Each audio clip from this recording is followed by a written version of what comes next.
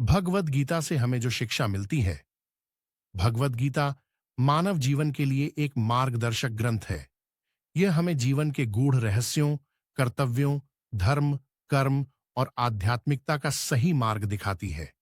गीता का सबसे महत्वपूर्ण संदेश कर्म योग का सिद्धांत है, जो यह सिखाता है कि हमें बिना किसी स्वार्थ या फल की इच्छा के अपने कर्तव्यों का पालन करना चाहिए।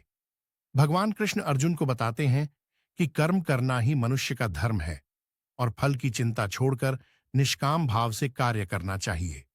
इससे जीवन में मानसिक शांति और संतुलन प्राप्त होता है।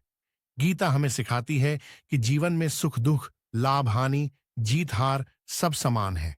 इन सबको संभव से स्वीकार करना ही सच्चा ज्ञान है।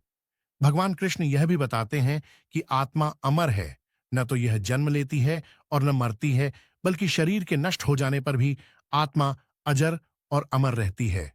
यह शिक्षा मृत्यु के भय को समाप्त कर आत्मा की शाश्वतता का बोध कराती है।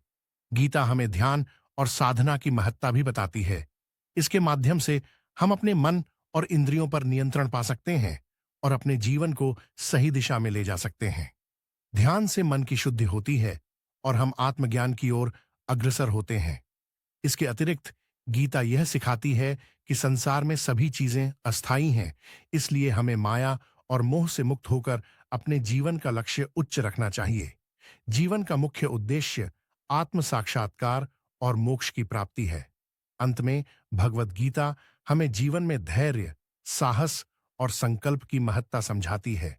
यह हमें प्रेरणा देती है कि जीवन में किसी भी परिस्थिति में हमें अपने धर्म और कर्तव्य से विमुख नहीं होना चाहिए।